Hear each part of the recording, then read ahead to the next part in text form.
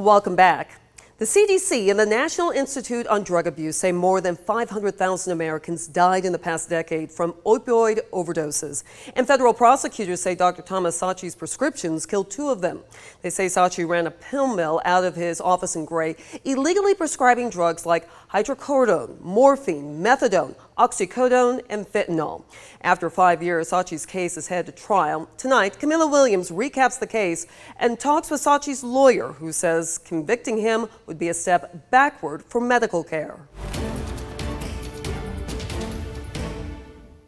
He's supposed to be someone you would go to if you were in pain, but the Central Georgia physician was doing more than just making that pain go away. Right here in Gray, people would come to the Georgia Pain and Behavioral Medicine for massage therapy and psychiatry. But in 2018, the Drug Enforcement Administration raided the medical office, arresting Dr. Thomas Sachy and 3 other employees. They accused him of illegally prescribing drugs and money laundering. And 2 years ago, he pleaded guilty to some charges, but the federal judge allowed him to withdraw that plea.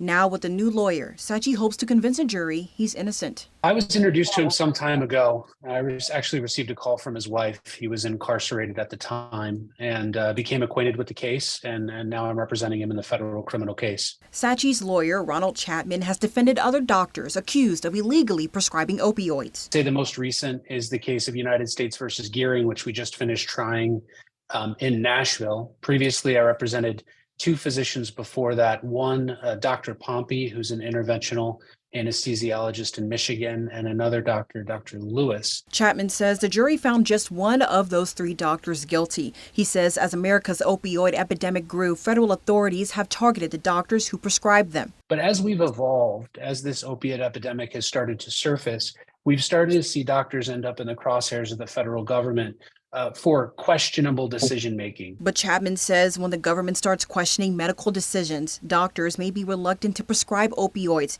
even to patients who need them.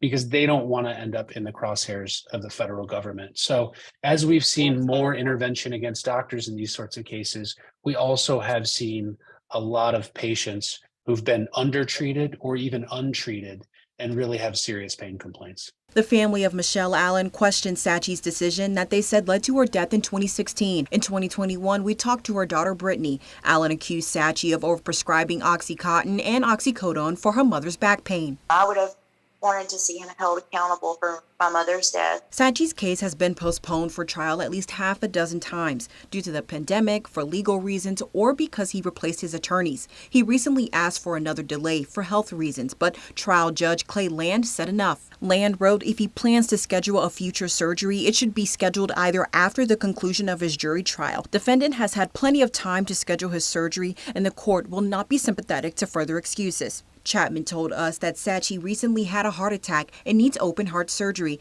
but he says the doctor will be ready for trial. Now it will be up to the jury to decide who is the real Dr. Thomas Sachy. It's unfortunate that he was charged in this case, but our system allows him to go to trial and contest the evidence, and that's exactly what we'll do when this case progresses. Sachy's trial is scheduled to start May 1st, and his lawyers told me they expect it to last at least a month. In Gray, Camilla Williams, 13 WMAZ News. If convicted on all charges, Sachy faces a possible life sentence.